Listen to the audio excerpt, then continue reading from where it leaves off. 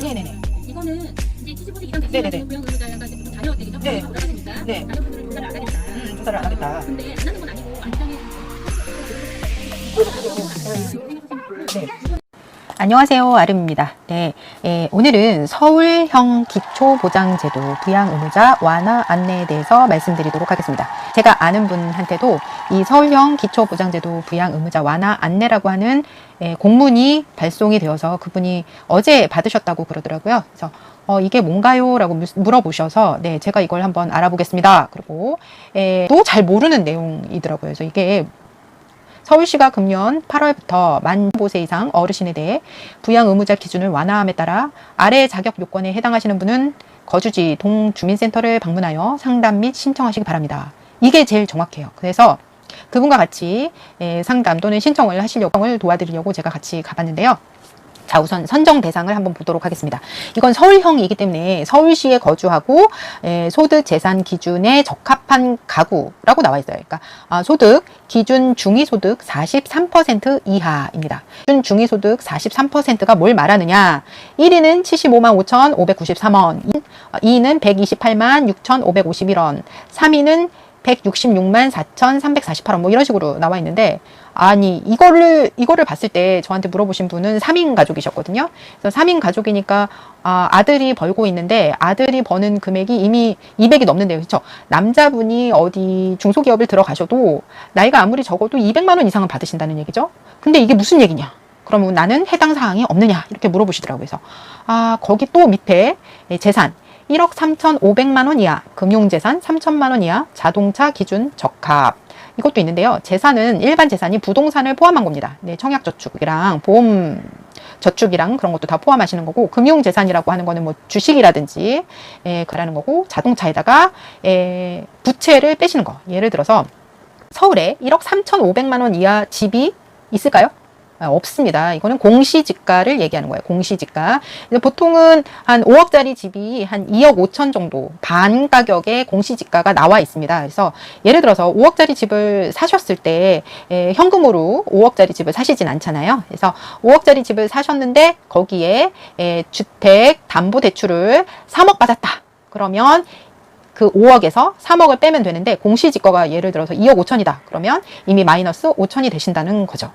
그렇게 계산을 하시면 되는데 자동차가 또 문제가 될 수 있어요. 자동차가 뭐냐면 장애인 사용 자동차 또는 생계유지 2000cc 미만, 차량 연령이 10년 이상 또는 2000 미만, 자동차 가액이 500만 원 미만은 기준에 적합하다. 이를 제외한 자동차는 소유시 부적합이다. 이렇게 나와 있어요. 그래서 아들이 3인 가족인데 아들이 250만 원을 벌고 있고, 그 다음에 이제 집이 서울에 어디라고 하더라? 네, 빌라를 갖고 계신데요. 그래서 그 빌라에 살고 계시는데 그 빌라가 공시지가가 얼마인지는 모르겠는데 그것도 한번 알아보시라고 말씀을 드렸고, 그 다음에 자동차를 갖고 있는데 자동차가 1970인가 1980인가 그렇대요. 그래서 10년 이상의 차량이냐 뭐 이런 것도 다 환산을 해야 되는데, 이게 결론부터 말씀드리자면 그 75세 이상 되신 그 어르신의 재산을 얘기하는 겁니다. 그래서 가족의 재산이 아니에요. 그러니까 아들이 어머니를 부양하고 있잖아요. 그래서 아들의 재산은 따로 빼고 그 어르신의 재산이 예를 들어서 그 빌라가 어르신 이름으로 되어 있다, 또는 다른 한 채를 그 어르신이 따로 갖고 있어서 그걸로 월세를 받는다든지 뭐 전세를 받는다든지 하는 게 있으면 그것도 재산이 포함이 되겠지만, 아무것도 없으신 분은 1인으로 자기 혼자만, 그 어르신의 경우에는 1인 경우로 75만 5,593원이 안 되세요. 네, 예를 들어서 75세 이상이시니까 기초연금만 받으시겠죠. 노인 기초연금만 받으시는데 이게 지금 한 25만 원에서 30만 원 사이라고 얘기는 해주셨어요. 얼마인지 제가 통장을 보지 못해서 잘은 모르겠는데, 그래서 그러면 어르신 이름으로 집이라든지 하는 재산이 있으십니까? 아니요, 없습니다. 그러면 금융재산, 통장이라든지 청약이라든지 뭐 이런 게 있으십니까? 재산이 별로 없으시다고 얘기를 하세요. 그러니까 제가 일단 말씀으로는 기초 노인연금만 받고 계신다. 따로 불로소득이 있지는 않다. 네, 무직이시다라고 얘기를 하시더라고요. 그래서 그러면 이게 3인 가족, 그러니까 그분 아들하고 또 딸하고 이렇게 같이 살고 계시는데, 아들이 직장을 다녀서 3인 가족을 이끌고 있는데, 이 3인 가족 166만 4,348원은 그 3인 가족을 대상으로 하는 것이냐? 아니라고 말씀을 드렸습니다. 아닙니다. 보장을 받으실 때에 그 기준이 그 사람의 그 75세 이상 당의 어르신 본인의 재산인 거예요. 그러니까 가족의 재산이 아니라요. 자, 그러면 주요 개정 사항이 있습니다. 부양 의무자 기준 폐지라고 하는 게 있죠. 이게 뭐냐면 만 75세 이상 수급자 부양 의무자 기준 적용 제외, 이게 완화됐다고 하시는 게 맞습니다. 완화되신 게 맞습니다. 이게 뭐였느냐면 예전에는 집이라도 있거나 뭐 그러니까 아들이나 딸, 이 3인 식구 중에 딸이 시집을 갔어요. 재산이 많은 의사 선생님이나 뭐 판사님이나 이런 분하고 결혼을 했다고 쳐요. 그러면 그분들이 돈이 있고 재산이 있고 뭐 아파트가 한 채 강남에 있다든가 뭐 이런 식으로 되면 기초 보장 제도를 못 받으시게 되었습니다. 그런데 이제는 그게 완화가 된 거예요. 완화. 그래서 예를 들어서 부양 의무자 되시는 아들과 딸 되시는 분들의 재산 또는 재산이 9억 이상, 강남의 집 한 채가 이제는 9억이 넘겠죠. 네, 그 다음에 고소득 연 1억 이상, 그러니까 한 달에 1,000만 원 이상씩 버시는 분들은 제외가 됩니다.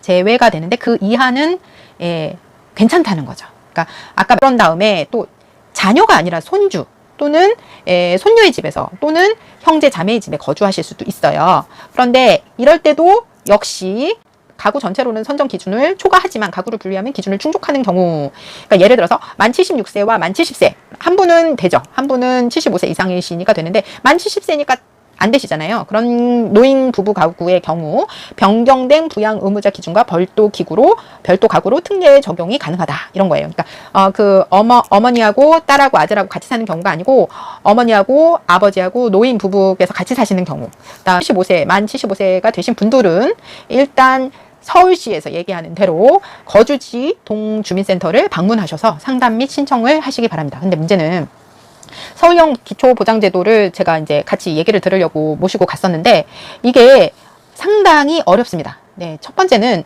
주민센터에 방문해서 복지에 관련된 거라고 해서 이제 얘기를 들었는데 이게 맞춤형 국민기초생활보장, 이거는 나라에서 주는 기초수급자를 말합니다. 이것과 같이 접수가 되도록 지금 되어 있습니다. 그러니까 서울형 기초보장제도만 할래요가 안 되고 반드시 국민기초생활보장 기초수급자, 나라에서 주는 그거와 같이 서류가 들어갑니다. 동시 접수가 돼요. 그러니까 둘 중에 하나가 안 되고 서울형 기초보장제도만 한다는 것도 안 돼요. 일단은 그냥 두 개를 같이 신청하시는 걸로 됩니다.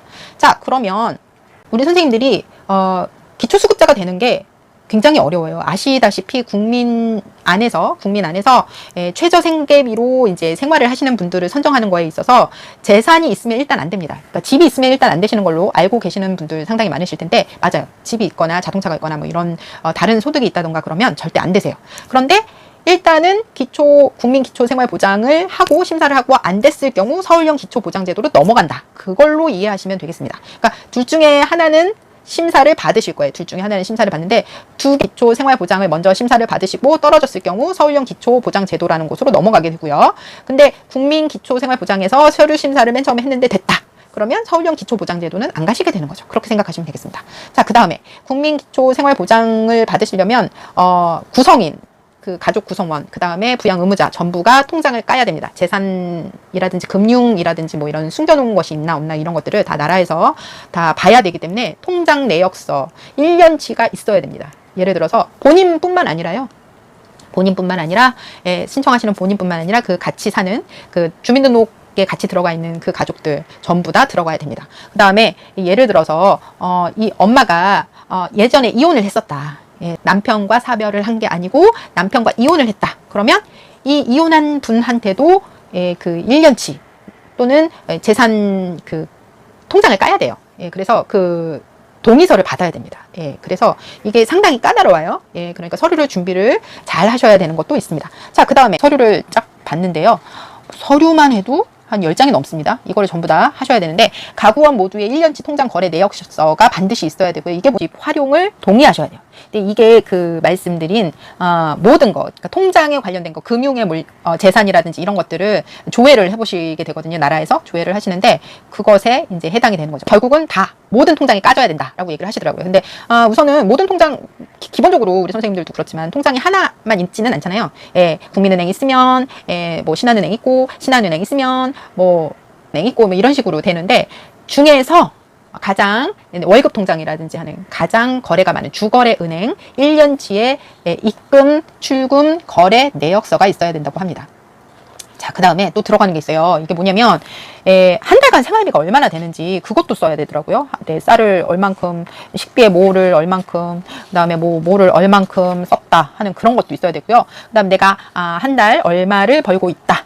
예, 제가 아까 말씀드린 3인 가족은, 여자분 따님께서, 프리랜서를 하고 계셨는데, 그분이 이제 우한폐렴 때문에 계속 일이 없으시대요. 그래서, 그런 분들은 어떻게 하나요? 그랬더니, 최근 3개월치의 소득이 없으면 된다고 얘기하셔서, 그분은 굉장히 다행이다라고 얘기를 하셨는데, 자, 우리 선생님들이 제일 알고 싶으신 게, 얼마 받니? 일 거예요. 그죠? 얼마 받니? 얼마 받을 것 같으세요? 제가 금액을 듣고, 야, 이거는 이렇게까지 서류를 작성하고, 이렇게까지, 하는데, 그거밖에 안 되는구나 라는 생각이 조금 들어서 어르신한테 사실대로 말씀드리니까 그래요, 그래도 감사하죠 라고 얘기를 하셨는데, 얼마 받으시게 되느냐면 기초연금이 50만 원 정도, 네, 기초수급자가 50만 원 정도를 받으신다고 해요, 나라에서. 근데 50만 원 정도를 받는데, 지금 아까 말씀드린 그 가족 같은 경우에는 노인연금을 이미 25만 원에서 30만 원 받는다고 말씀을 드렸잖아요. 제가 통장을 보지 못해서 얼마를 받으시는 건지는 제가 잘 모르겠는데, 그 25만 원에서 30만 원을 받는데 그거랑 50만 원이랑 더해지는 게 아니라, 그게 아니라 노인연금 받는 25만 원에서 30만 원이 빠진 상태에서 들어간대요. 그러니까 결국 50만 원이란 얘기예요. 이렇게 받아도 50만 원? 그렇다는 거죠. 그래서 플러스 25만 원 플러스 50만 원이 되면 75만 원이니까 꽤 큰 돈이니까 제가 적극적으로 말씀을 드리겠지만, 그게 아니라는 사실이에요. 그러니까 내가 노인연금 25만 원을 받고 있다 그러면 기초수급자가 되어도 25만 원을 더 받아서 금액적으로는 50만 원을 받게 된다는 거죠. 네, 근데 말씀하시기는 저기 상담하시는 분이 그 얘기를 하시더라고요. 왜냐하면 75세 이상의 어르신들은 병원을 자주 가시니까 병원비 같은 거, 그 다음에 약값 같은 거, 그 다음에 입원비 같은 게 상당히 많이 도움이 되실 거예요 라고 얘기를 하시더라고요. 그러니까 아마도 그런 것들은 다 좋으실 거예요. 그러니까 그런데 생각보다 금액이 많지 않아서 실망하실 수 있다. 그런데 또 안 하면 서운하니까 이런 서울기초보장제도 부양의무자 완화 안내라는 공문을 받으셨으면 일단 주민등록증을 갖고 가까운 주민센터를 방문하셔서 복지과에서 상담을 하시는 게 가장 빠릅니다. 그리고 여기서 이제 주시는 서류들이 좀 많아요. 그러니까 그것들을 다 잘 들으시고, 제일 중요한 게 이제 서류를 빠짐없이, 거짓 없이 작성을 하셔서 신청을 하시면 나라에서 주는 국민기초생활보장, 기초수급자가 되느냐, 아니면 서울형 기초보장제도가 되느냐, 둘 중에 하나가 될 수도 있고 두 개 다 안 될 수도 있다. 그리고 틀린 점은 뭐냐면, 국민기초생활보장, 기초수급자가 되면 나라에서 예산이 끊이지 않는 한 계속 돌아가실 때까지 특별히 20억짜리, 300억짜리 대박을 로또에서 받으시거나 그런 게 아니면 계속 돌아가실 때까지 받으실 수 있지만, 서울형 기초보장제도는 올해 하고 끝날 수 있다. 내년에는 없을 수 있다. 또 예산이 끝나면 언제든지 수료할 수 있다라는 점이 틀리더라고요. 그래서 특별히 우리 선생님들 이거 부양의무자 완화에 대해서 다른 유튜버들도 많이 말씀을 하시고 그러시는 걸 저도 들었는데, 이게 상당히 까다롭고, 그 다음에 서류도 상당히 많고, 결국은 금융 그런 거래들이 전부 다 까져야지 되는 거고, 그 다음에 그렇게 했음에도 금액은 그렇게 많지가 않고, 그치만 또 서울형 기초보장제도는 예산이 끝나면 언제든지 끝날 수 있다. 이런 점을 좀 염두에 두시고 신청을 하시기 바랍니다. 이걸 이제 인터넷에서 봤다고 이제 얘기하시면서 오신 분들이 몇 분 되신데요. 근데 문제는 서울에 사시는 분은 서울형 기초보장제도를 이제 제가 아까 말씀드렸다시피 이거를 신청하면 자동적으로 국민기초생활보장, 기초수급자 그 서류가 자동적으로 같이 신청 접수가 된다는 점인데, 부산이나 인천이나 또는 부천, 경기도, 그 다음에 김포 또는 춘천, 강원도, 제주도 이런 지방에서는 하지 않고 있습니다. 그렇기 때문에 부양의무자 완화 안내를 특별히 이렇게 공문으로 받으신 서울에 거주하고 계신 어르신들은 반드시 상담을 받으시기 바랍니다만, 다른 지방에 계신 분들은 서울형 기초보장제도는 서울에만 있으니까 부양의무자 완화 안내에 대해서만 물어보실 수 있고, 거기에 대해서 이제 서류를 작성하실 수는 있어요. 근데 아마도 많은 분들이 이제 국민기초생활보장이 되시는 게 더 유리하실 거예요. 주민센터를 방문하셔서 부양의무자 완화가 있는데 나는 해당이 될까요, 안 될까요? 라고 한번 물어보시는 건 손해가 없을 듯 합니다. 네, 오늘은 여기까지였습니다. 아름이었습니다. 감사합니다.